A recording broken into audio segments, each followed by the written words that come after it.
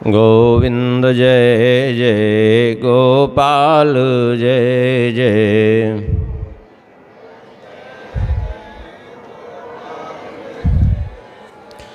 श्री राधा रमण हरि गोविंद जय जय।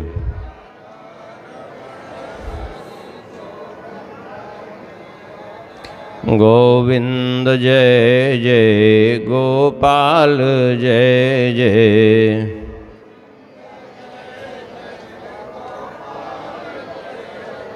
श्री राधा रमण हरि गोविंद जय जय।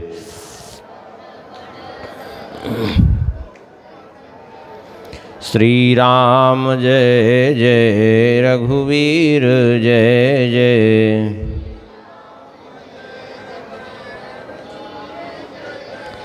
सीतारमण श्री रघुनाथ जय जय।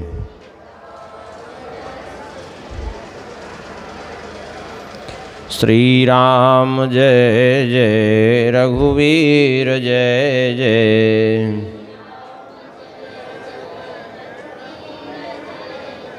सीतारमण श्री रघुनाथ जय जय।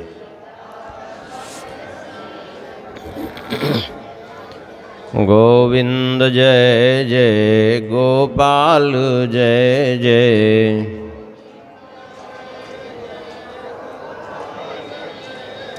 श्री राधा रमण हरि गोविंद जय जय।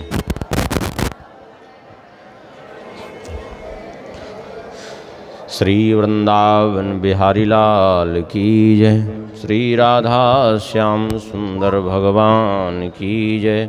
श्री सीताराम चंद्र भगवान की जय। श्री सिद्धि सदन बिहारी बिहारणी जू की जय।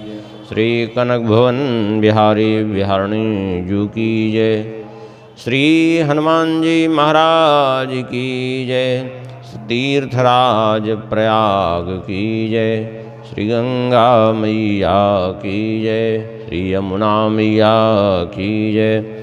श्री सरस्वती मैया की जय।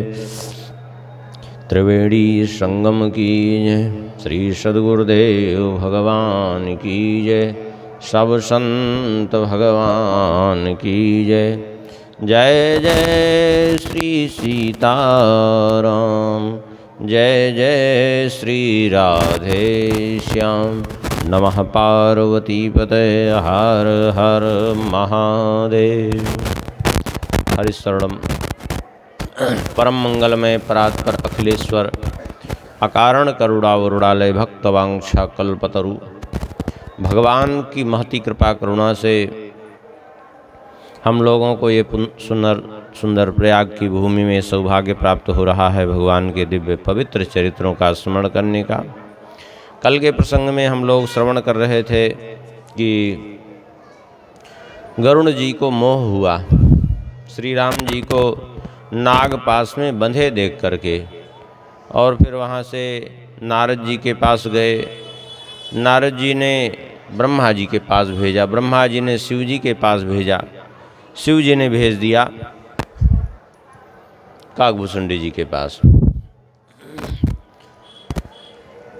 बहुत बढ़िया बात कहते हैं यहाँ, कोई आश्चर्य नहीं है ये माया किसी को प्रभावित कर दे, कोई आश्चर्य नहीं। शिव विरंची कहूँ मोह है, को है बपुरान, अस जिय जानि भजहि मुनि, मायापति भगवान। जो ब्रह्मा जी शिव जी को भी मोहित कर देने वाली है माया, वो किसी को मोहित कर दे, क्या आश्चर्य की बात है, कोई आश्चर्य नहीं है। इसलिए इस माया से बचने के लिए एकमात्र उपाय है भगवान की शरणागति, कोई उपाय नहीं। भगवान ने यही बात गीता में कही। नहीं सुनाई पड़ रहा है? ये लड़का गया कहाँ? देखिए उधर कहीं लड़का होगा, ये पकड़िए उसको, वो लड़का कहीं उधर होगा, उसको पकड़िए। कहाँ तार इधर उधर करके चला गया, गायब हो गया।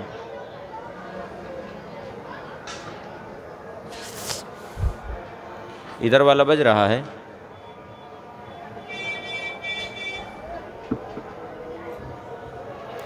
तो गीता में भगवान ने यही बात कही कि जो है दैवी हे श्याम गुणमयी मम माया दुरत्यया मामेव ए प्रपद्यन्ते माया में ताम तरन्ति ते। ये माया मेरी इतनी गुणवती है, इतनी बलवती है कि इस माया से वही पार कर पाते हैं। मामेव ए प्रपद्यन्ते माया में ताम तरन्ति ते, जो मेरी ही शरण में आ जाते हैं वे इस माया से पार हो जाते हैं।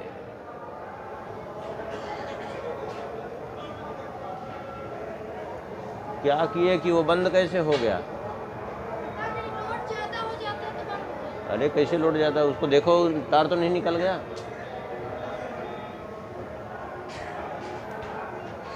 एकमात्र जो मेरी ही शरण में आ जाते हैं वो इस माया से पार हो जाते हैं। मायाम एताम तरन्ति ते, वे ही इस माया से पार कर पाते हैं जो भगवान की शरण में जाते हैं। ये माया अत्यंत प्रबल है, अतिशय प्रबल देव तव माया छूटे राम करहु जब दाया। ये आपकी माया बड़ी प्रबल है, यही बात तो सुग्रीव जी ने कही। भगवान की बिना कृपा के जीव माया से कभी मुक्त हो ही नहीं सकता, ये बात पक्की समझ लीजिए। तो ये काकभूषणी जी आने लगी आवाज़, बस करो, के पास गए और वहाँ जा कर के गयौ गरुण जहाँ बस ये भूसुंडा मति कुंठ हरि भगति अखंडा। देखी शैल प्रसन्न मन भयऊ माया मोह सोच सब गयऊ। गरुण जी गए वहाँ जहाँ काकभूषणी जी निवास करते थे। मति अकुंठ हरि भगति अखंडा, जिनकी मति कभी कुंठित नहीं होती, निरंतर अखंड भक्ति में लगे रहते हैं, ऐसे काकभूषणी जी हैं। उस नीलगिरी पर्वत को देख करके बड़े प्रसन्न हुए और माया मोह सोच सब दूर हो गया। वहाँ जाते ही अपने आप तब क्या किया? बोले करी तड़ाग मज्जन जल पाना बट तर गय हृदय हरसाना। वृद्ध वृद्ध विहंग ताह आए सुने राम के चरित सुहाए। अब देखिए कहीं जाना है तो थोड़ा सा ऐसे धार्मिक स्थान में जाना है तो कैसे जाना चाहिए, शिक्षा लीजिए। गरुण जी गए तो कैसे गए? बोले जाकर करी तड़ाग मज्जन जल पाना, पहले जाकर के सरोवर में स्नान किया, जल पान किया। ऐसे नहीं कि बस ऐसे ही गए, पहुंच गए, बैठे गए, जूता पहन करके चप्पल पहन के, ऐसे नहीं। मंदिर में कहीं जाए तो श्री जानकी जी के प्रसंग में आप लोग ध्यान दिए होंगे, गई हैं अशोक वाटिका गिरजा जी का पूजन करके, तो क्या किया? पहले जाकर स्नान किया। देवो भूत्वा देवम यजेत, देवता की पूजा करने के लिए स्वयं पहले देवता बनो, अपने अंदर दैवी गुण लाओ। आजकल लोग पूजा तो करने जाते हैं, अधिकतर 99% लोगों की बता रहा हूँ, बल्कि 99 से भी अधिक, 99.5 कह दिया जाए तो आश्चर्य नहीं, 99% ही ये मान ले। लोग क्या करेंगे? बोले जाएंगे मंदिर, और मंदिर जाएंगे जूता उतार देंगे बाहर हाथ से, और वही हाथ जूता में लगाए रहेंगे, उसी हाथ से ले लेंगे लड्डू और जाएंगे भगवान को कहेंगे ये हम इसको ये प्रसाद लाए हैं, भोग वो भी नहीं, प्रसाद लाए हैं। प्रसाद तो तब होता है जब भगवान को भोग लगे, और जूता उसी हाथ से उतारे हो वही हाथ से ले गए दे आए। क्या मतलब निकला? बड़ी दशा खराब है। अच्छा कई लोग क्या करेंगे, जो ले आएंगे भोग, कहेंगे मारे ये भोग लगा दीजिए, और उसी में क्या करेंगे, बोले नोट रख के लेते आएंगे, और वो नोट न जाने कितने लोग थूक लगा लगा करके गिनते फिरते हैं। भैया क्या जरूरत है उसमें रखने की, मत रखो। भगवान नोट से प्रसन्न नहीं होते हैं, 1 रुपया भी मत रखो, लेकिन जो लाओ शुद्ध लाओ। उसमें जरूरत क्या है नोट रखने की? सारी दुनिया थूक लगा लगा करके दिन भर गिनती है वही नोट, वही हाथ से वही जो नोट मांस बेचने वाले के पास घूम रही, वही नोट जो है शराब बेचने वाले के पास, वही नोट जूता पहन रहे हैं, वही नोट वही हाथ से जूता, वही हाथ से वो सब। सीधे सीधे ये है कि आप पवित्र होकर के भगवान की पूजा कर रहे हैं तब तो कुछ लाभ होगा, और नहीं तो लाभ नहीं होगा, हानि जरूर हो जाएगी। हाँ पक्की बात समझ लीजिए, क्योंकि अपवित्र वस्तु जो है फिर वो भगवान उसको ग्रहण नहीं करते हैं। यहाँ गरुण जी गए तो पहले जाकर के करी तड़ाग मज्जन जलपाना, बढ़िया स्नान किया है, जलपान किया है, और फिर उसके बाद बट तर गय हृदय हरसाना, उस बट वृक्ष के नीचे प्रसन्न होकर के गए हैं।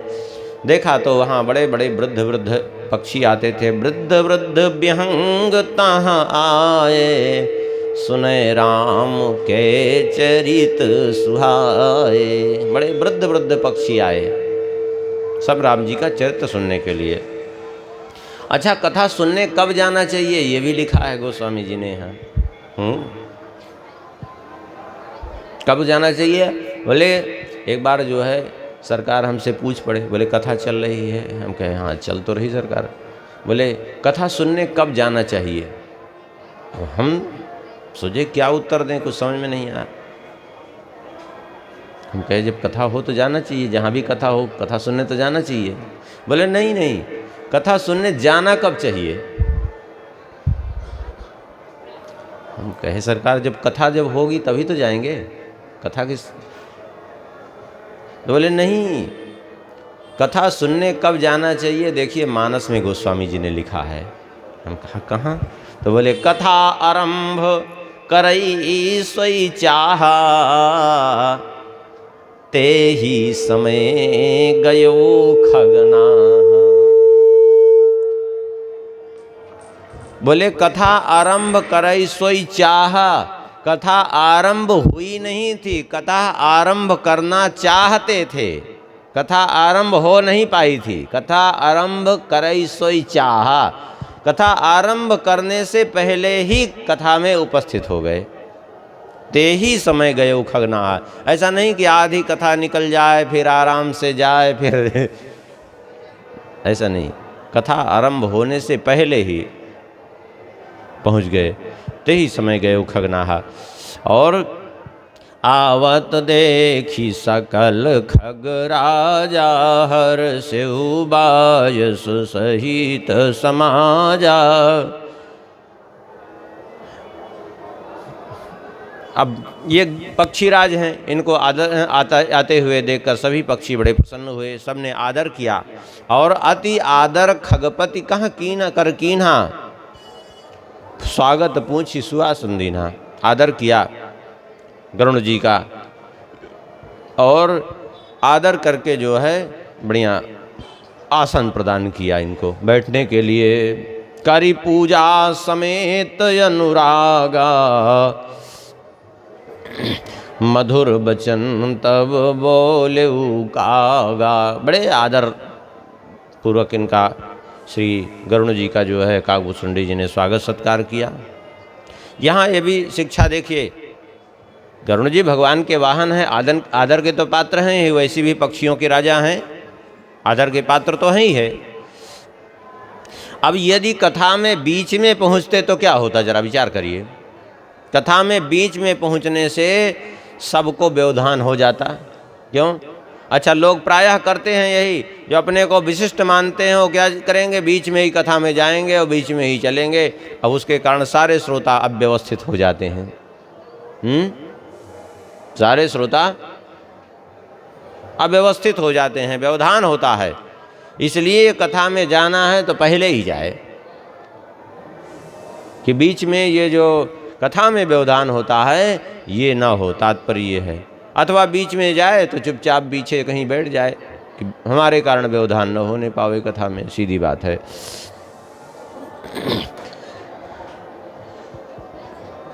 काकभूषुंडी जी ने कहा, नाथ कृतार्थ भयो में तव दर्शन खगराज, आय सुदेहु सो करऊं अब प्रभु आयो के ही काज। काकभूषुंडी जी ने कहा, हे नाथ, आपका दर्शन करके मैं कृतार्थ हो गया, और अब जो आज्ञा हो हमारे लिए वो आज्ञा दीजिए। मैं आपकी क्या आज्ञा पालन करूं? सदा कृतार्थ रूप तुम कह मृदु वचन खगेश, जेहि कह स्तुति सादर निज मुख कीन महेश। गरुड़ जी ने कहा कि आप वास्तव में कृतार्थ हैं, सदा कृतार्थ रूप हैं। जिसकी बड़ाई स्वयं महादेव जी अपने श्रीमुख से किए उसका तो कहना ही क्या है। धन्य हैं आप। अब जिस कारण से मैं आया हूँ वो सुन लीजिए। सुनहु तात जेहि कारण आयूं, सो सब भयउ दरस तव पायूं। देखी परम पावन तो आश्रम, गयो मोह संशय नाना भ्रम। अब जिस कारण से आया हूँ वो तो आपका दर्शन प्राप्त होते ही पूर्ण हो गया। क्यों? हमारा दर्शन करते ही बोले हाँ, क्योंकि आपके दर्शन की तो बात जाने दीजिए, आपके इस पवित्र आश्रम का दर्शन करते ही हमारा सारा मोह दूर हो गया, संशय दूर हो गया, सारा भ्रम दूर हो गया, स्वाभाविक रूप से दूर हो गया। अब हमें कोई भ्रम संशय नहीं है। अब तो मेरी केवल एक ही इच्छा है, अब श्री राम कथा अति पावनी, सदा सुखद दुख पुंजन सावनी। जो श्री राम जी की कथा अत्यंत पवित्र है और सुख प्रदान करने वाली है, दुख का नाश करने वाली है, अब कृपा करके उस कथा को सुनाइए। सादर तात सुनावहु मोही, बार बार बिनऊं प्रभु तो ही। अब उसको कथा को मैं सुनना चाहता हूँ, मैं इसीलिए आया हूँ। कोई प्रश्न नहीं किया, मैं कथा सुनना चाहता हूँ बस। क्योंकि भगवान शंकर जी ने कहा था कि कथा सुनोगे उसी से संशय भंग होगा तुम्हारा। जब बहुकाल करिए सत्संगा, जब बहुत समय सत्संग करोगे तभी हो सब संशय भंगा, तब संशय अपने आप भंग हो जाएगा।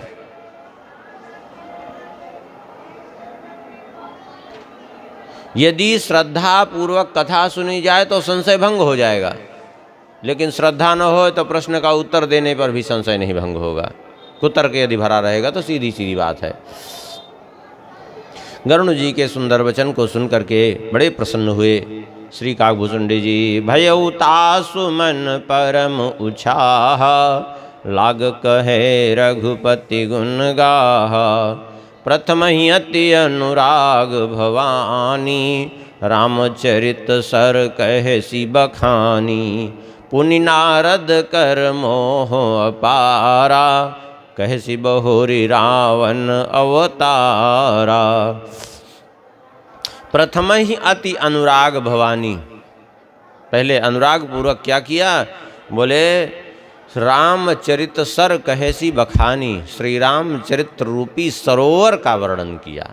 उसके बाद जैसे गोस्वामी जी ने वर्णन किया है, उसके बाद नारद जी का मोह वर्णन किया, फिर रावण के जन्म का वर्णन किया। अब प्रभु अवतार कथा पुनि गाई, तब शिशु चरित कहे सी मन लाई, और फिर श्री राम जी के अवतार का वर्णन किया, बाल चरित्र का वर्णन किया। और बाल चरित कहे विविध विधि मन मह परम उछाह, ऋषि आगमन कहे सी पुनि श्री रघुवीर विवाह।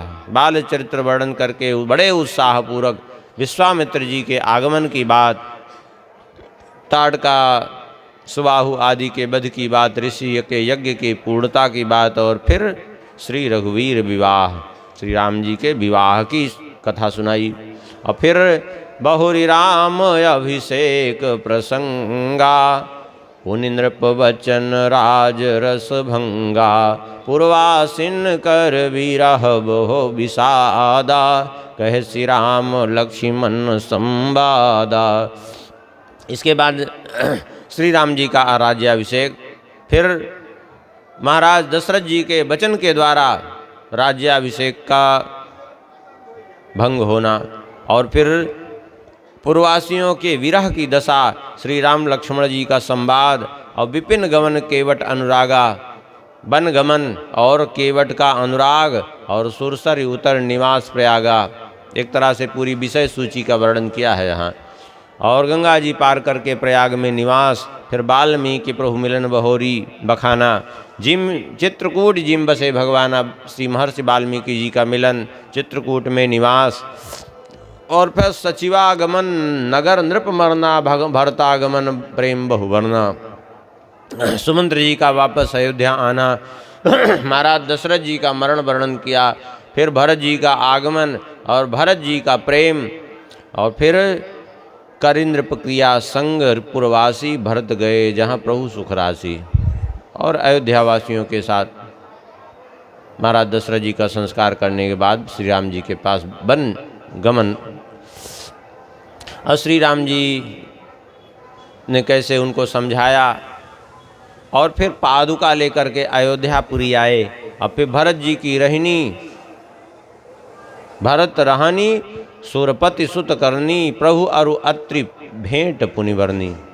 भगवान श्री राम जी और अत्रि जी का मिलन, उनका जो संवाद है, और कही विराद बध जेहि विधि देह तजी सरभंग, बरनि सुति क्षण प्रीति पुनि प्रभु अगस्त्य सतसंग।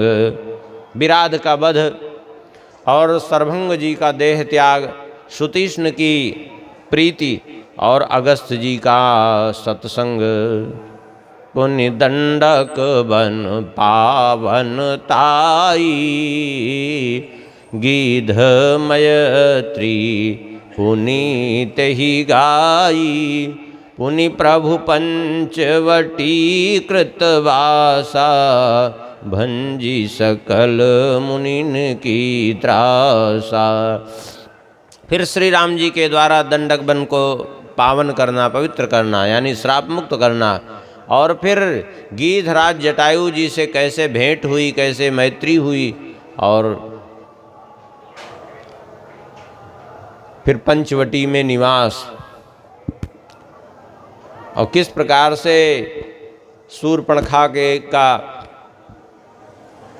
पुनि लक्ष्मण उपदेश अनूपा, सुपनखा जिन कीन कुरूपा। श्री लक्ष्मण जी को जो दिव्य भगवान श्री राम जी के द्वारा उपदेश, शूर्पणखा का कुरूप करना, खरदूषण बध बहुरी बखाना, खरदूषण का बध, और जिमि सब मरम दशानन जाना, और रावण के द्वारा सब ज्ञात हो, रावण को सब ज्ञात होना शूर्पणखा के द्वारा। अपि 10 कंधर मारी चिबत कहीं, जेहि विधि भई सो सब तेहि कही। मारीच और रावण का संवाद, फिर माया सीता का हरण और श्री राम जी का विरह वर्णन, पुण्य प्रभु गीध क्रिया जिम कीनी, फिर गीध का संस्कार श्री राम जी के द्वारा, और कबंध की का वध करके सबरी जी को उत्तम गति प्रदान करना, और फिर विरह का वर्णन करते हुए पंपा सरोवर तक गमन, नारद जी का मिलन, और फिर नारद जी का संवाद, उसके बाद हनुमान जी का मिलन, सुग्रीव जी की मित्रता और बाली का वध, सुग्रीव जी का राज्याभिषेक, शरद ऋतु का वर्णन, ये सब पूरा क्रमशः जो है सुनाते गए। जेहि विधि कविपति री कीस पठाए, सीता खोज सकल दिशि आए, विवर प्रवेश कीन जहि भांति कपिन बहोर मिला संपाति। जिस प्रकार से जो है सुग्रीव जी ने बांदरों को सीता जी की खोज के लिए भेजा, बांदरों ने विवर में प्रवेश किया, और जिस प्रकार समुद्र तट पर पहुँचे संपाति से भेंट हुई, और फिर हनुमान जी के द्वारा समुद्र का लंघन, और वहाँ जा कर के सीता जी की खोज, और किस प्रकार से लंका में प्रवेश करके सीता जी को धीरज धारण करा के वन को उजाड़ करके उसके बाद रावण को समझाना, फिर हनुमान जी के द्वारा लंका का दहन, और लौट करके श्री राम जी के पास आकर श्री जानकी जी की कुशल सुनाना और किस प्रकार से सेना के समेत श्री राम जी समुद्र तट पर गए, फिर विभीषण जी का मिलन और समुद्र पर निग्रह, समुद्र का निग्रह और समुद्र पर पुल का बांधना, श्री राम सेतु का तैयार होना और किस प्रकार सेना तैयार हुई, फिर किस प्रकार से बालीपुत्र अंगद दूत बन करके गए और फिर विभिन्न प्रकार से जो है युद्ध हुआ। कुंभकर्ण घननाद कर बल पौरुष संहार, कुंभकर्ण और मेघनाद का वध हुआ जिस प्रकार से, वो सब वर्णन किया। निश्चर निकर मरण विधि नाना, रावण रघुपति रावण समर बखाना। रावण बध मंदोदरी शोका, राज विभीषण देव अशोका। राक्षस समूह का वध करके, रावण का वध करना श्री राम जी के द्वारा, मंदोदरी का शोक, विभीषण जी का राज्याभिषेक और सीता जी का मिलन, देवताओं के द्वारा स्तुति और पुष्पक विमान पर चढ़ करके अयोध्या आना और जिस प्रकार से श्री राम जी आए वो सब जो है वर्णन किया। फिर उसके बाद श्री राम जी का राज्याभिषेक का वर्णन किया, राजनीति का वर्णन किया, ये सब कथा सुनाई। और कहते हैं कथा समस्त भुसुंड बखानी, जो मैं तुम सन कही भवानी। पुनि सब राम कथायो खगनाह, कहत बचन मम परम उछाह। भगवान भोलेनाथ कहते हैं पार्वती जैसे मैंने तुमसे सुनाया सारा चरित्र, वो सारा चरित्र जो है कागभूषुंडी जी ने गरुड़ जी को समस्त पक्षियों के सहित सुना दिया। सुन करके बड़े प्रसन्न हुए गरुड़ जी और गरुड़ जी ने कहा, गयो मोर संदेह सुन्यो सकल रघुपति चरित। भयो राम पद ने तो प्रसाद बायस तिलक। मोहि भयो अति मोह प्रभु बंधन रन, मोहु निरखी चिदानंद संदो राम विकल कारण कवन। गरुड़ जी कहते हैं प्रभु मेरा संदेह अपूर्णतया निवृत्त हो चुका है श्री राम जी का चरित्र सुन करके। श्री राम जी का चरित्र प्रत्यक्ष देखने से मोह हो जाता है कभी कभी, लेकिन श्री राम जी का चरित्र सुनने से मोह दूर हो जाता है। देखने से भी अधिक सुनना महत्व है, समझ लीजिए। देखने से हो सकता है आप भूल कर बैठे, ऐसे ग्रंथ की भी बात है। ग्रंथ पढ़ने से की अपेक्षा सुनने का ज़्यादा महत्व है। क्यों? अपने से पढ़ेंगे हो सकता है कहीं भ्रमित हो जाएं, क्योंकि ये ग्रंथ है। ग्रंथ माने जिसमें ग्रंथि लगी हो, गांठ लगी हो जगह जगह, हो सकता है भ्रमित हो जाएं। लेकिन जो सुनाने वाला है अगर सुयोग्य वक्ता है तो क्या करेगा? उसका निवारण कर देगा ग्रंथि का, आपको शुद्ध शुद्ध बढ़िया परोस देगा। कहते हैं मुझे देख करके प्रभु का बंधन मोह हो गया था कि प्रभु क्यों विकल हैं, क्या कारण है। जो सच्चिदानंद स्वरूप हैं वो इस प्रकार से कैसे जो है बंधन में आ सकते हैं। अब मेरा संशय दूर हो गया। देखी चरित अति नर अनुसारी, भयउ हृदय मम संशय भारी। सोई भ्रम अवहित करि मैं माना, किन अनुग्रह कृपा निधाना। गरुड़ जी कहते हैं कि अब मुझे ये समझ में आ रहा है कि वो भ्रम अच्छा ही हुआ था उस समय। क्यों? ये भगवान की कृपा थी हम पर। क्यों कृपा? इसलिए थी कि उस संशय के कारण ही ये कथा सुनने का परम सौभाग्य हमें प्राप्त हुआ। हाँ, भगवान ने कृपा करके हमें अवसर दिया। यदि संशय न होता तो मैं कथा सुनने नहीं आता, और कथा सुनने नहीं आता तो जो ये दिव्य लाभ प्राप्त हुआ इससे वंचित हो जाता। भाई, जो अति आतप व्याकुल होई, तरु छाया सुख जाने सोई। भाई वृक्ष की छाया का सुख कौन जानता है? बोले जो अत्यंत गर्मी से संत्रस्त हो, चला जा रहा हो धूप में चला जा रहा हो, गर्मी से त्रस्त है, उसको यदि छाया मिल जाए वृक्ष की तो उसको कितना सुख मिलता है कि नहीं? वही उसके सुख को जानता है। और जो बैठा है कमरे में कूलर पंखा एसी लगाए, वो क्या जानेगा? वो क्या समझेगा? कुछ नहीं समझेगा, वही समझता है। ऐसे ही यदि मोह न होता तो भगवान की कथा न सुनते, और कथा न सुनते तो ये जो लाभ हुआ, ये जो हमें सुख मिल रहा है, ये न प्राप्त होता। यदि ऐसा न हुआ होता तो नहीं होत मोह अतिमोही, जो नहीं होत मोह अतिमोही, मिलत्यों तात कवन विधि तोही। तो आपसे भेंट कैसे होती? और सुनत्यों की मिहारी कथा सुहाई, अति विचित्र बहुविधि तुम गाई। निगमागम पुराण मत एहा, कहीं सिद्ध मुनि नहीं संदेहा।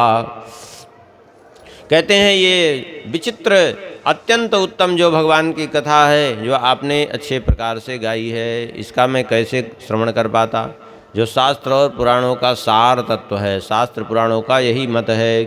सिद्ध और मुनि भी यही कहते हैं। क्या बोले? संत विशुद्ध मिलहि परिते ही, चितवहि राम कृपा करिजे ही। राम कृपा तव दर्शन भयउ, तव प्रसाद संशय सब गयउ। विशुद्ध संत से भेंट तभी होती है जब श्री राम जी की कृपा दृष्टि प्राप्त होती है। सीधी बात है, बिना श्री राम जी की कृपा के ये संभव नहीं होता है।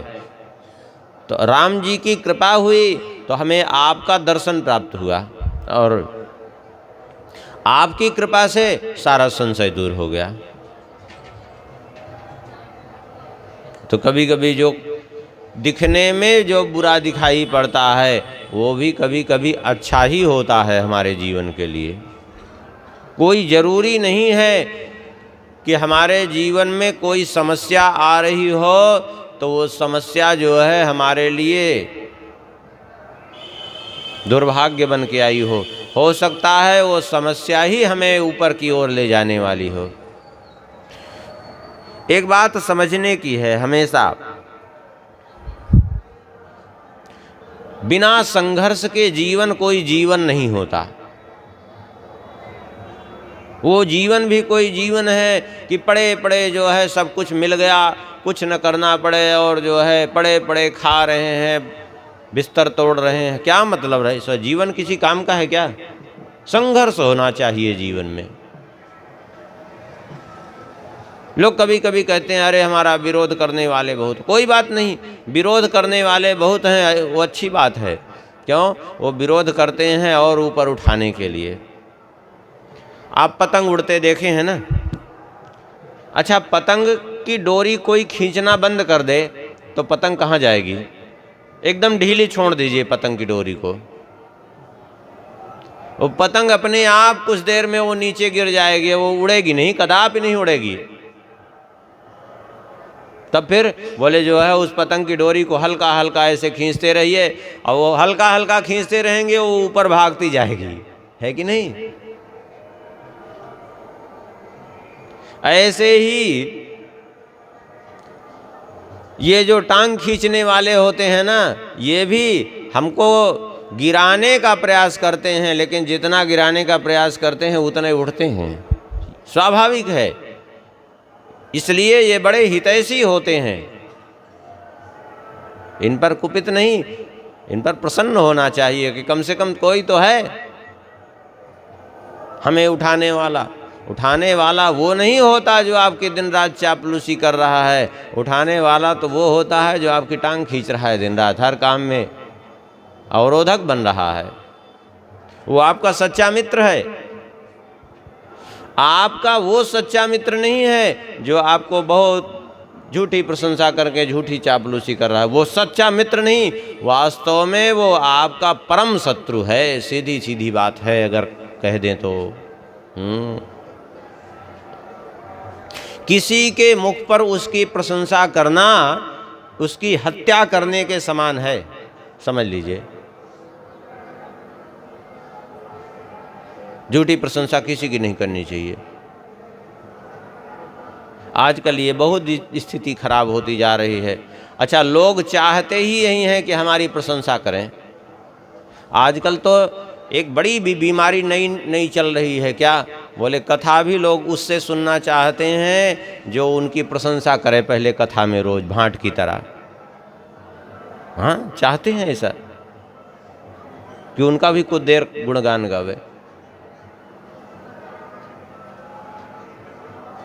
सीधा सीधा हमारा तो एक सिद्धांत है, क्यों किसी की प्रशंसा करे। तुमको कथा सुनना हो तो भगवान की कथा सुनो, और नहीं तुमको अपनी प्रशंसा करवाना हो तो ढूंढो किसी भांट को।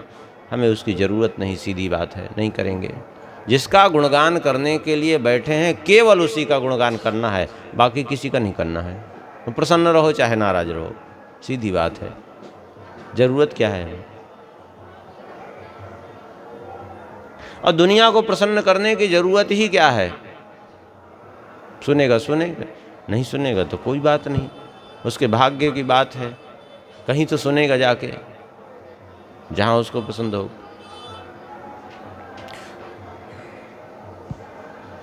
तो गरुड़ जी वही बात कह रहे हैं कि उस समय मुझे लगा, भ्रम हो गया, तो मुझे लगा कि कैसी समस्या में मैं घिर गया हूँ कि हमारा भ्रम ही नहीं दूर हो पा रहा है। लेकिन अब मुझे समझ में आ रहा है कि वास्तव में वो भगवान की कृपा थी। वास्तव में वो भगवान की कृपा थी।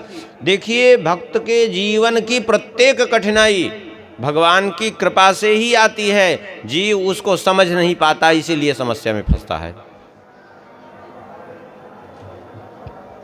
भगवान ने स्वयं कहा है, भगवान की कृपा होती है तो 5 लक्षण जीवन में आते हैं।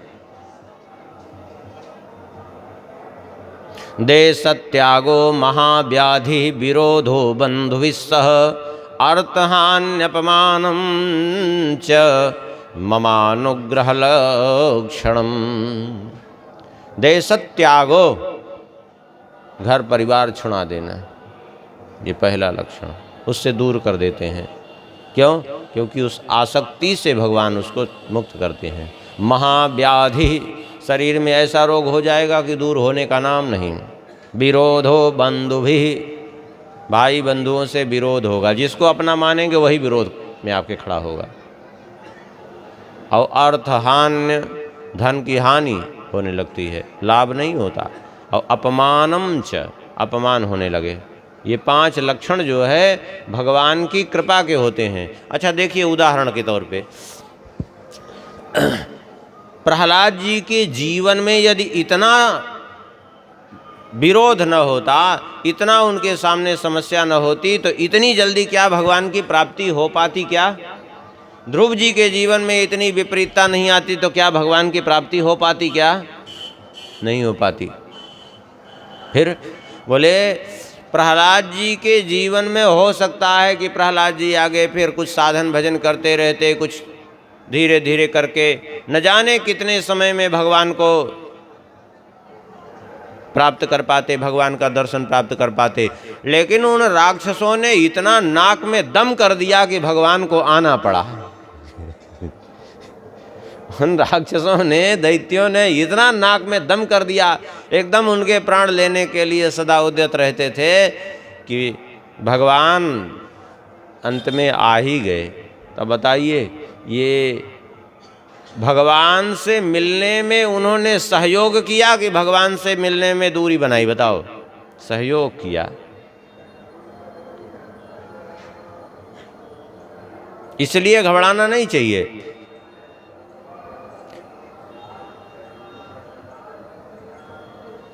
यही बात यहाँ गरुड़ जी कह रहे हैं कि यदि ऐसा ना हुआ होता, मोह न हुआ होता, तो हमें आपका दर्शन नहीं होता, कथा न सुनने को मिलती। आपका दर्शन हुआ, हमारा सारा संशय दूर हो गया। कथा सुन करके मेरा सब संशय दूर हो गया। सोने विहंग पतिवानी सहित विनय अनुराग, पुलक गात लोचन सजल मन हर्षो अति काग।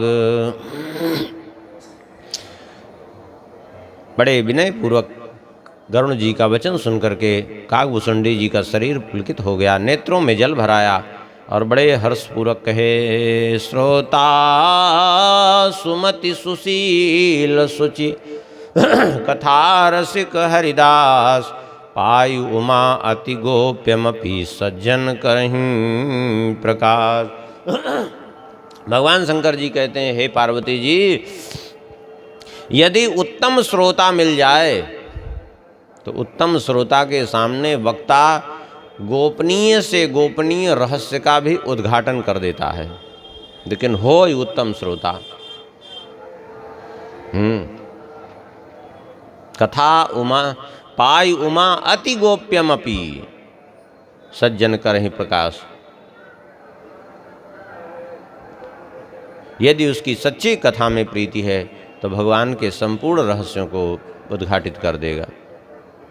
बोलेउ कागभूषुंड बहोरी, न भगनाथ पर प्रीति न थोरी, सब विधि नाथ पूज्य तुम मेरे, कृपा पात्र रघुनायक केरे, तुम्हें न संशय मोह न माया, मोह पर नाथ कीन तुम दाया, पठई मोह मिस खगपति तो ही, रघुपति दीन बड़ाई मोही। कागभूषुंडी जी ने कहा कि हे गरुण जी महाराज, वास्तव में सच्चाई तो ये है, आप हमारे लिए सर्वथा पूजनीय हैं, भगवान के वाहन हैं, आप भगवान के मित्र हैं, उनके परम भक्त हैं, हमारे लिए सर्वथा पूज्य हैं। आप तो भगवान श्री राम जी के कृपा पात्र हैं, वास्तव में आपको मोह माया संशय आदि हो ही नहीं सकता, आपने तो मुझ पर कृपा की है। रही बात मोह की, तो ये मोह जो है जो आपको हुआ है, ये श्री राम जी की इच्छा से हुआ।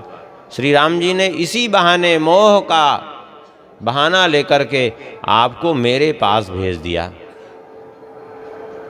और मुझे कृतार्थ कर दिया। रघुपति दीन बड़ाई मोही, तुम निज मोह कही खग साई, सो नहीं कछु आचरज गोसाई। आपने जो मोह कहा वो भी कोई आश्चर्य की बात नहीं है। क्यों? क्योंकि ये माया इतनी प्रबल है ही कि नारद भव बिरंची सनकादि, जय मुनि नायक आत्मवादी, मोहन अंध कीन के ही, को जग काम न चाओ न जेही। ये नारद जी हो, शंकर जी हो, ब्रह्मा जी हो अथवा सनकादिक हो, अरे जितने आत्म ज्ञानी महापुरुष हैं, जो आत्मवेत्ता हैं, उनको भी, परमार्थवादी जो मुनिगण हैं, उनको भी ये मोह में डाल देने वाली है ये प्रबल माया। मोह न अंध कीन के ही, किसने, कौन है किसको इस मोह ने अंधा नहीं कर दिया, और कौन है जिसको कामना ने संसार में नचाया नहीं। हाँ, तृष्णा के ही न कीन बोराहा, कही कर हृदय क्रोध नहीं दाहा। कौन है जिसको तृष्णा ने जो है बावला नहीं बना दिया, मतवाला नहीं बना दिया, और कौन है जिसको क्रोध ने जलाया न हो। ये सब बड़े प्रबल शत्रु हैं। अच्छा, ये एक बात और समझिए, भगवान की कृपा से ये शांत रहते हैं मात्र, समन कभी इनका नहीं होता पूर्णतया। जैसे सूर्य देव के उदय होने से तारे लुप्त हो जाते हैं, चंद्रमा भी लुप्त हो जाता है, लेकिन क्या तारे और चंद्रमा समाप्त हो जाते हैं क्या? कभी कभी आप देखिए दिन में चंद्रमा दिखाई पड़ता है, लेकिन उसका कोई अस्तित्व तो नहीं दिखाई पड़ता, कोई प्रभाव नहीं दिखाई पड़ता। क्यों? तारे भी रहते हैं लेकिन वो दिखाई नहीं पड़ते। क्यों? सूर्य के प्रबल प्रकाश के कारण वे सब विलुप्त प्राय हो जाते हैं। ठीक इसी प्रकार से ये सब भी मोह माया आदि भी भगवान की कृपा होने से विलुप्त प्राय हो जाते हैं, लेकिन ये नष्ट कभी होते ही नहीं हैं। सीधी सीधी बात है, कभी नष्ट नहीं होते हैं। और जहाँ थोड़ा सा भगवान की कृपा हटी कि ये तुरंत फिर से प्रबल, जैसे सूर्य का प्रकाश हटते ही सारे तारे अपने आप चमकने लगते हैं, चंद्रमा अपने आप दिखाई पड़ने लगता है।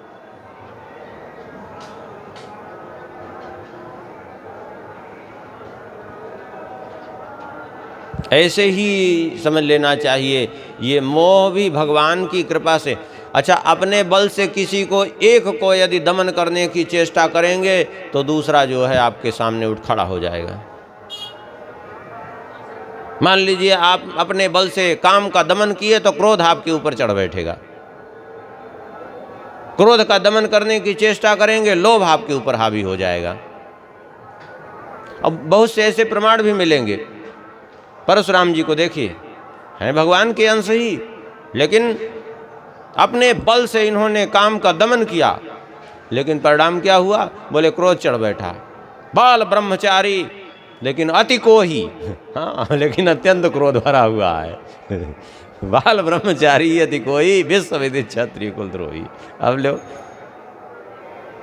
दुर्वासा जी को देखिए, काम का दमन किया, क्रोध के अधीन हो, क्रोध चढ़ बैठा, है कि नहीं? यद्यपि इन महापुरुषों में ये सब विकार नहीं, ये सब भगवान की लीला है, भगवान की इच्छा से होता है। जैसे दुर्वासा जी में क्रोध, वो भगवान की इच्छा से है। क्यों? क्योंकि एक समय था कि जो है दैत्यों ने, इसकी बड़ी लंबी कथा है, दैत्यों ने जो है ऋषियों पर अत्याचार करना प्रारंभ कर दिया। सब देवता त्राही त्राही करने लगे, क्या करें? भगवान के पास गए तो भगवान ने जो है कहा, अब किसी ऐसे ऋषि को प्रकट कर देना चाहिए कि जिससे कि सब अपने आप ठंडे पड़ जाएं। ऋषियों के ऊपर अत्याचार करने के लिए उनको 100 बार सोचना पड़े, तो दुर्वासा जी को प्रकट कर दिया शंकर जी ने। हाँ, कि थोड़ा भी कुछ करें, लो पावोगे फलापन कीना, तुरंत भोगो, क्या हो जाए कोई भरोसा नहीं। अब वो अपने आप ही दूर हो जाएंगे अत्याचार बंद। तो इसलिए इन पर दोष नहीं देखा जा सकता, क्योंकि ये भगवान की इच्छा से होता है। आप कहेंगे भगवान की इच्छा से? बोले हाँ। कैसे? ऐसे समझ लीजिए, जैसे बहुत बढ़िया बात श्री प्रियादास जी कहते हैं एक अपने कवित्व में, संत है अनंत गुण अंत को न पावे, ताको जाने रसवंत को रीझ पहचान के। उनमें अनंत गुण हैं, उनको कोई कोई ही पहचान सकता है। यदि दोष दिखाई पड़ रहा है तो बोले उसकी चिंता मत करो, जो पे घटी क्रिया कछु देखियत इन मांझ, जो पे घटी क्रिया कछु देखियत इन मांझ, कर ले विचार हरि की इच्छा जान के। कैसे? भगवान की इच्छा मान करके समझ लो कि इनमें दोष दिखाई पड़ रहा है। कैसे? बोले बालक सिंगारी के निहारी नेहवती माता, बालक सिंगारी के निहारी नेहवती माता, देत जो डिठोना कारो दीठ डर जान के। बालक को माँ श्रृंगारित करती है, बढ़िया श्रृंगार कर देती है, बालक बड़ा सुंदर लगता है। जब बालक सुंदर लगता है तो माँ क्या करती है? सोचती है इसको कहीं नज़र न लग जाए मेरे पुत्र को, तो वो क्या करती है? मोटा सा काजल का काला डिठौना लगा दिया। अब बताइए, जरा विचार करिए, वो डिठौना से उसका जो है उसकी सुंदरता कम हो गई कि नहीं हो गई? वो एक धब्बा दिखने लगा कि नहीं चेहरे पर? लेकिन फिर भी लगा दिया। काजल भी जो पतला के बजाय मोटा मोटा लगा दिया कि जो उतना सुंदर न दिखे। क्यों? बोले दीठ डर जान के, क्योंकि हमारे बच्चे को नज़र न लग जाए इसलिए उतना डिठौना लगा देती है कि मेरे पुत्र को नज़र न लग जाए किसी की। ठीक इसी प्रकार से भगवान भी देखते हैं कि ये इस भक्त में बहुत ज़्यादा गुण है, तो कोई ऐसा दोष जानबूझ करके ऊपर प्रकट कर दो कि किसी की नज़र न लगने पावे। बाकी उसमें दोष होता नहीं। जैसे डिठौना के अंदर देखिए, डिठौना मान लिया कहीं पे डिठौना लगाया है, मस्तक पे ही डिठौना लगाया है, तो जैसे इस जगह है वैसे ही इस जगह है, जैसे इस जगह है वैसे ही इस जगह है, अलग नहीं है। लेकिन ऊपर से ही कालीमा दिख रही है, अंदर से कुछ भी नहीं है। क्यों? भगवान की इच्छा है वो। जैसे माँ अपनी इच्छा से बालक को डिठौना लगाती है कि नज़र न लगने पावे, वैसे भगवान अपनी इच्छा से भक्त का हित करने के लिए वो डिठौना लगा देते हैं। इसमें संदेह नहीं करना चाहिए।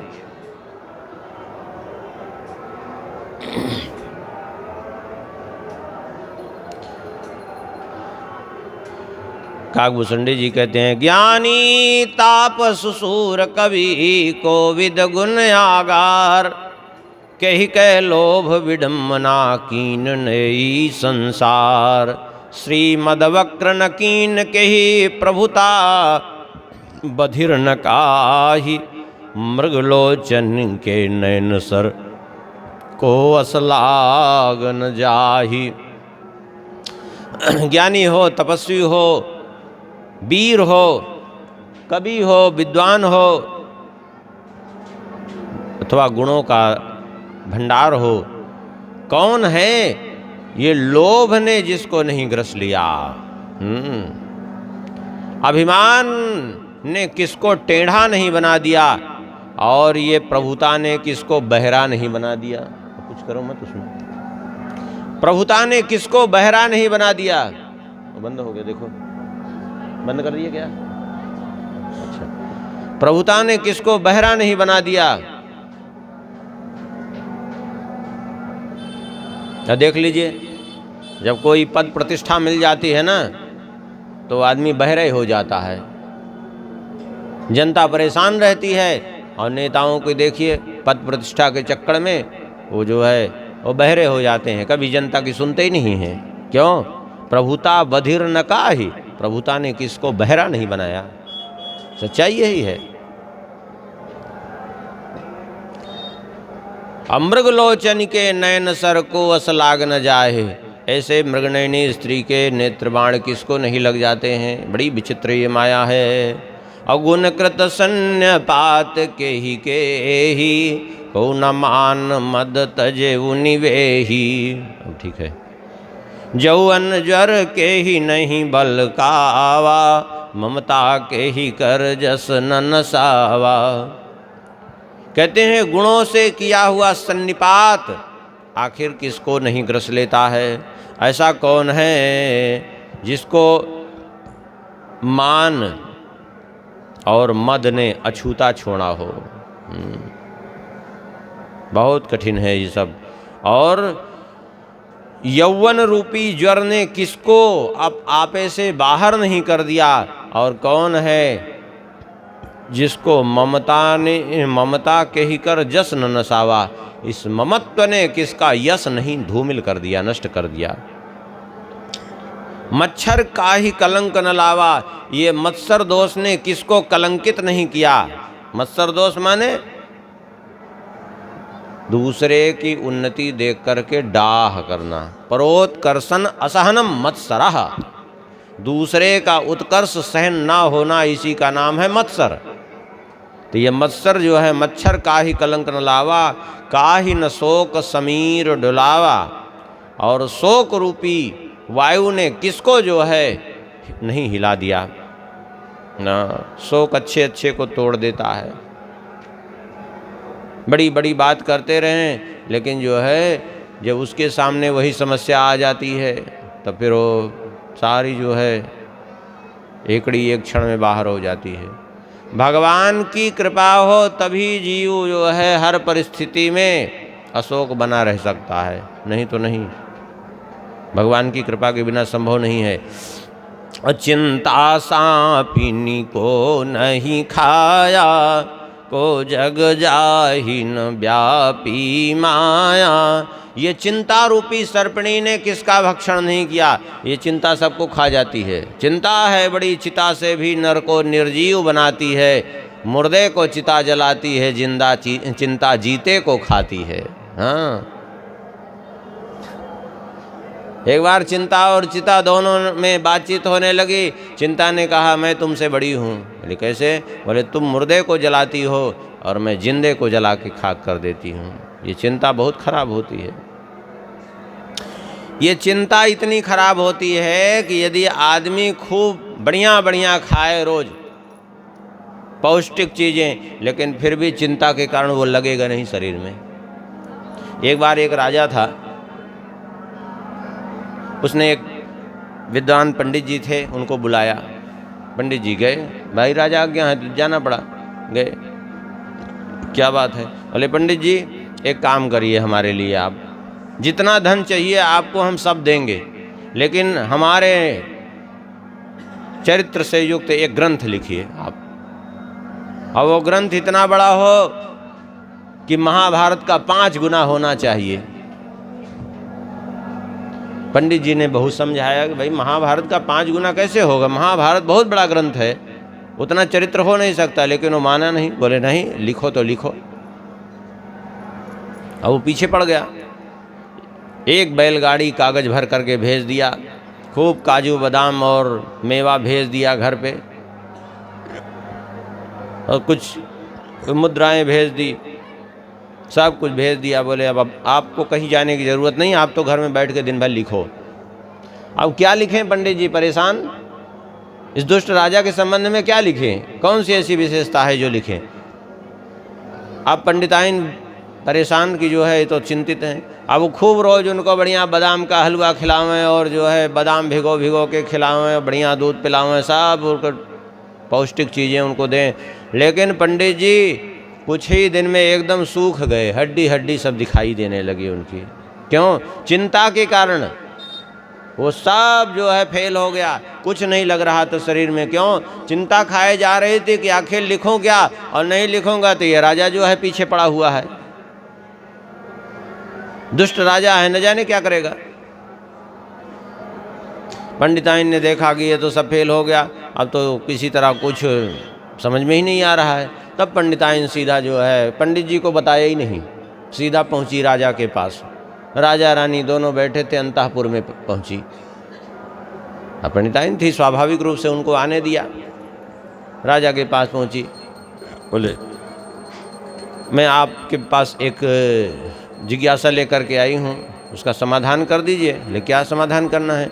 समाधान ये है कि आपके निमित्त जो ग्रंथ लिखा जा रहा है वो पंडित जी लिख रहे हैं। बोले हाँ। बोले मैं पूछने आई हूँ, पंडित जी ने पूछा है, जबकि पंडित जी को पता ही नहीं था। बोले पंडित जी ने पूछा है कि रानी के केवल 25 पति ही लिखना है उस ग्रंथ में, अथवा और बढ़ा के लिखना है। अब इतना सुनकर तो खोपड़ी राजा की रानी की खराब हो गई। अरे 25 पति कैसे? पंडिताइन ने कहा कि देखिए महाभारत का 5 गुना ग्रंथ लिखना है। बोले हाँ। बोले तो महाभारत में द्रौपदी जी के कितने पति थे? 5। तो रानी के कम से कम 25 पति तो होंगे, तब तो 5 गुना ग्रंथ लिखा जाएगा। तो 25 पति तो लिखे भी जा चुके हैं, अब उसमें कुछ कमी तो हो ही नहीं सकती। यदि आप कह दें कुछ और पतियों की संख्या बढ़ानी हो तो थोड़ा सा सुविधा और ज़्यादा हो जाएगी। राजा ने कहा 25 लिख भी गए। बोले लिख गए, क्योंकि कोई विकल्प ही नहीं था, लिखना पड़ा। राजा ने कहा तुरंत जाके उसमें आग लगा दो, सब जल के खाक हो जाए, एक भी कागज इधर उधर जाना नहीं चाहिए। अब कुछ नहीं लिखना है, जाके पंडित जी से कह दो अब कुछ नहीं लिखना है, हम को कोई चरित्र नहीं लिखवाना है। पंडिताइन ने जाकर माचिस मारी, पूरा जल करके कागज खाक हो गया। पंडित जी ने कहा ये क्या किया? बोले जो है सब खत्म हो गया, अब चिंता करने की ज़रूरत नहीं, अब तो निश्चिंत होइए, निश्चिंत होके भजन करिए। ये चिंता जो है इतनी खराब होती है, चाहे जितना बढ़िया बढ़िया खाते रहिए सब मिट्टी में मिल जाएगा।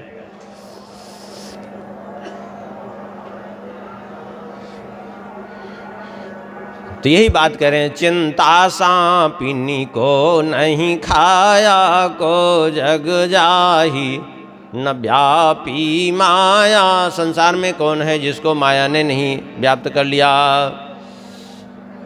कीट मनोरथ दारु शरीरा जहि न लाग घुन को वस धीरा। सुतवित लोक ईस नातीनी कही कर मति इन कृत न मलिनी। जैसे लकड़ी में कीड़ा लगता है ना, लकड़ी में कीड़ा लगता है जिसको घुन कहते हैं।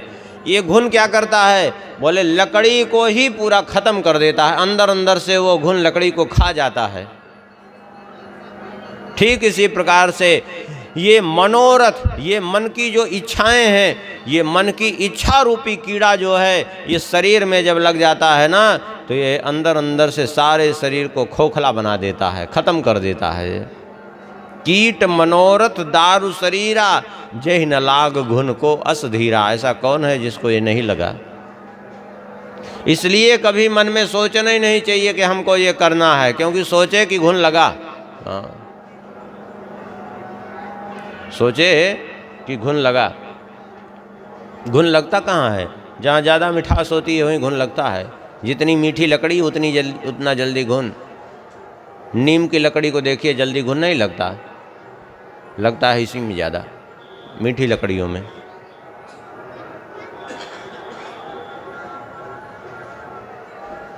और सुतवित लोक ईसना तीनी कही करचित इन कृत न मलिनी। बहुत बढ़िया बात कर रहे हैं। ये तीन चीज़ें जो है, पुत्रैषणा, वित्तैषणा, लोकैषणा, इन तीनों ने किसके चित्त को मलिन नहीं कर दिया। बहुत ध्यान से समझने का प्रयास करें। सुत वित्त लोक ईसना तीनी।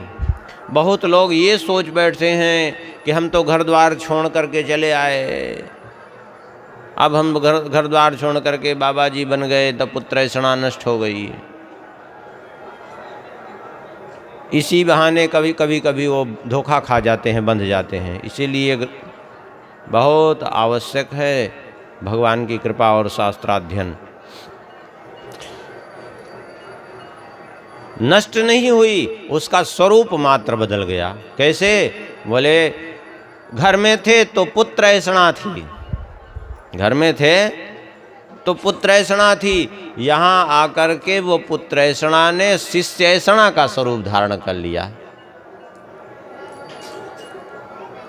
वो समाप्त नहीं हुई, उसका केवल रूप बदल गया। जैसे आपने अपना स्वरूप बदल लिया, वैसे उसने भी अपना स्वरूप बदल लिया। बदली, वो समाप्त नहीं हुई है, बल्कि आपने मान लिया कि समाप्त हो गई, उसके चक्कर में वो बढ़ गई। कैसे बढ़ गई, बोले वहाँ तो हम दो हमारे दो के फेर में घूम रहे थे, वहाँ तो हम दो हमारे दो के चक्कर में घूम रहे थे। यहाँ हम अकेले, हमारे 1000, 2000, 10, 20,000, 50,000 चेला हों तो भी संतोष नहीं। अब बताओ तो घटी है कि बढ़ी है, बताओ जरा ईमानदारी पूर्वक। बढ़ गई है। इसी को गोस्वामी जी ने कहा, छूटी बे के जतन विशेष बांध जाए गो, वह विष भोजन जो सुधा सान खाए गो। छूटने के प्रयास में भी बंध जाओगे, धोखा खाओगे, समझ लीजिए।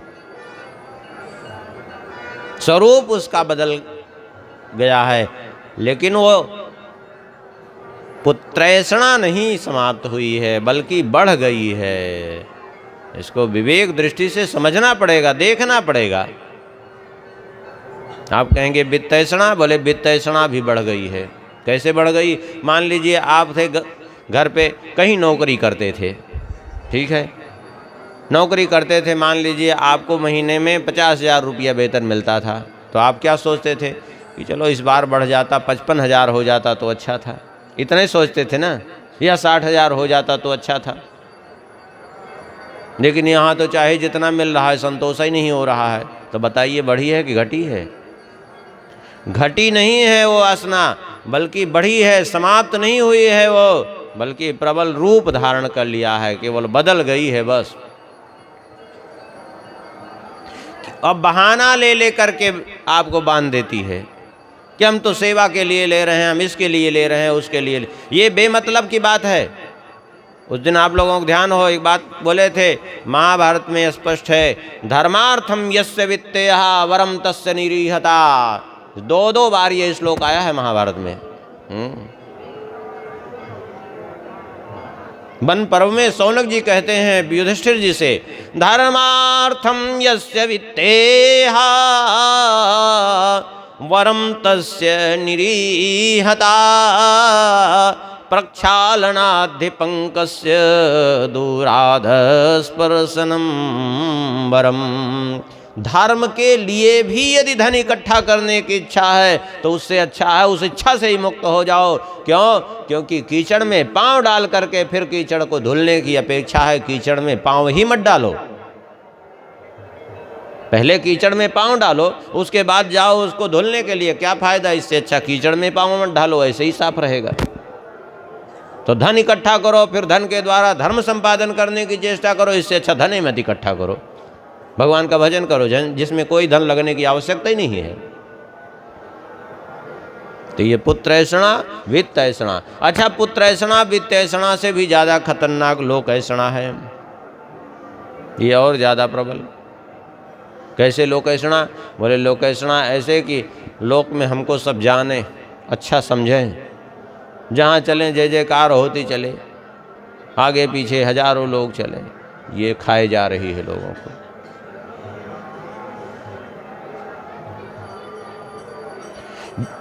सच्चाई देखिए, जितना हम अच्छे कहलाने का प्रयास करते हैं, उतना यदि अच्छे बनने का प्रयास करें तो हमारा जीवन धन्य हो जाए, सुधर जाए हम, सीधी बात है।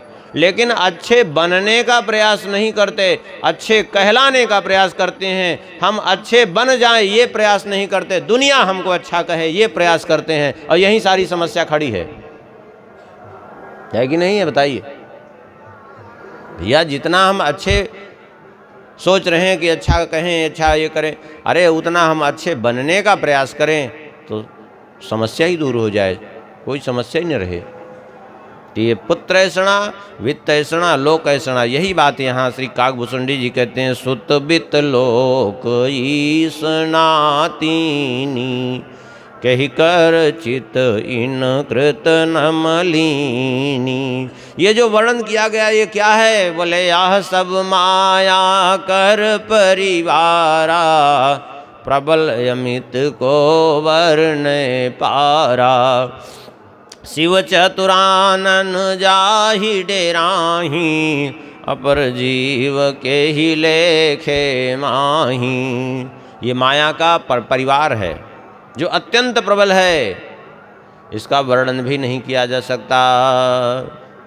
स्वयं शिवजी और ब्रह्मा जी भी जिससे भयभीत रहते हैं, ये इतनी माया प्रबल है, सामान्य जीव किस गणना में है।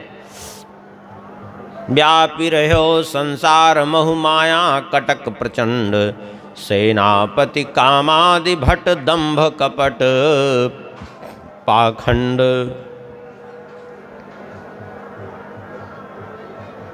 ये माया की सेना है जो संपूर्ण संसार में व्याप्त है। इसके सेनापति कौन कहे हैं ने? बोले काम क्रोध लोभ,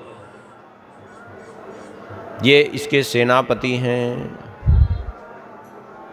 सेनापति कामादि भट, काम क्रोध लोभ मोह मद मत्सर सब आ जाएंगे, ये इसके सेनापति हैं। सेनापति एक ही नहीं होता, बहुत होते हैं सेनापति, और बहुत सेनापतियों का एक प्रधान सेनापति होता है। जैसे महाभारत का युद्ध हुआ, कितने सेनापति थे? 11 सेनापति थे महाभारत के युद्ध में, कौरव पक्ष में, और 7 सेनापति थे पांडव पक्ष में। सब एक एक अक्षौहिणी के नायक, और सबका एक एक मुख्य सेनापति। जैसे उधर के भीष्म बन गए, इधर के धृष्टद्युम्न बन गए, बाकी एक एक अक्षौहिणी के स्वयं सेनापति थे वो। तो ऐसे ये सब सेनापति हैं। और इतना ही नहीं, कुछ भट्ट हैं, भट्ट माने बड़े बड़े योद्धा हैं इस माया के सेना में। कौन है? बोले दंभ कपट पाखंड, ये सब बड़े बड़े भट्ट हैं, योद्धा हैं। सेनापति कामादि भट्ट, दंभ कपट पाखंड। दंभ माने दिखावापन, पता नहीं चलता, बन जाता है दंभ, थोड़े में ही बनता है, बड़ा सूक्ष्म है दंभ। हाँ, ये अच्छे अच्छे को धोखा दे देता है दंभ। कितना सूक्ष्म है, इतना सूक्ष्म है। सोचिए आप बैठे हैं ऐसे भजन कर रहे हैं, ठीक है, आपने देखा कि कोई व्यक्ति आ रहा है हमारे सामने मिलने के लिए, देखा कोई आ रहा है, बस थोड़ा सीधे होके बैठ गए। अब देखिए पता नहीं चला आपको, बस थोड़ा सीधे होके बैठ गए, दंभ बन गया, दिखावापन बन गया, इतने में ही बन गया। कपट भी थोड़े में ही बन जाता है कपट। और पाखंड, पाखंड माने उधर को चालू करिए। पाखंड, पाखंड माने पाति रक्षति वेदः तान खंडयति इति पाखंडः। जो वेद सबकी रक्षा करते हैं, उस वेद का जो खंडन करने वाले हैं वही पाखंड। अथवा पाखंड माने पाप का ही जो दूसरा खंड है, पापस्य खंडः पाखंडः, पाप का ही जो दूसरा भाग है पाखंड, उसको कहते हैं, सीधी बात है।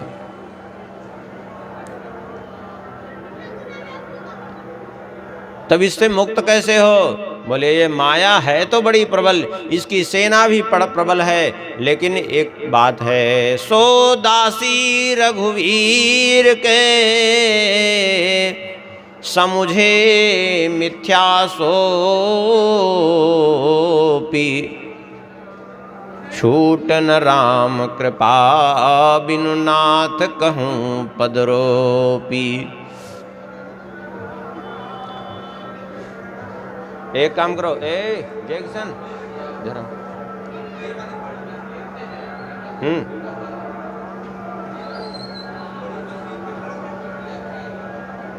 देखो उसका तार कहाँ से गया है, उसको तार लॉक कर दो, चाहे इसको थोड़ा सी इधर खिसका दो, यहाँ इसकी आवाज़ पहुँच जाएगी। हाँ, जय श्री राम। चालू हुआ? जय श्री राम नहीं चालू।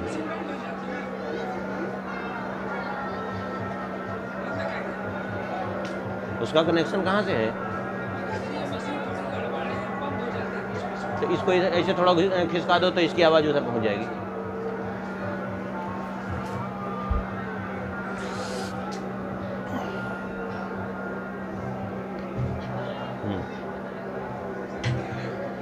देखो तार ना निकल जाए, निकल ही गया, उसको वहाँ जोड़ना पड़ेगा। हम वैसे खिसकाने को नहीं बोले थे, खाली इसे घुमाने को बोले थे।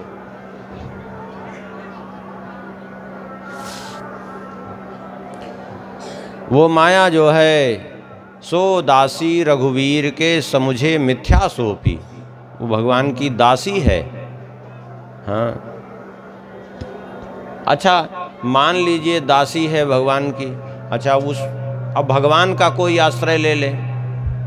मान लीजिए, जरा विचार करिए, राजा का कोई सेवक है और उसकी विशाल सेना, मान लीजिए राजा का सेनापति है, चाहे जितना प्रबल सेनापति हो, उसकी सेना चाहे जितनी प्रबल हो, लेकिन राजा आपके ऊपर प्रसन्न हो जाए तो क्या सेनापति आपका कुछ कर पाएगा? क्या आपका कुछ बिगाड़ पाएगा? क्या नहीं बिगाड़ पाएगा।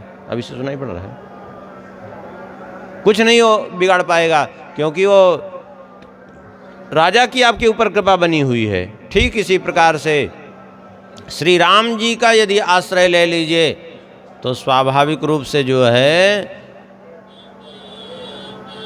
इस माया से सहज ही मुक्त हो जाएंगे। माया आप पर कोई प्रभाव नहीं दिखाएगी। क्यों? क्योंकि वो श्री राम जी की दासी है। सो दासी रघुवीर के समुझे मिथ्या सोपी, छूट न राम कृपा बिन नाथ कहूँ पदरो रोपी। कहते हैं मैं ये प्रतिज्ञा करके मैं कह सकता हूँ कि ये माया बिना श्री राम जी की कृपा के कभी नहीं छूटेगी। अर्थात श्री राम जी की कृपा के बिना माया जो है से जीव कभी मुक्त नहीं हो सकता। श्री सीताराम जी महाराज की जय। श्री हनुमान जी महाराज की जय।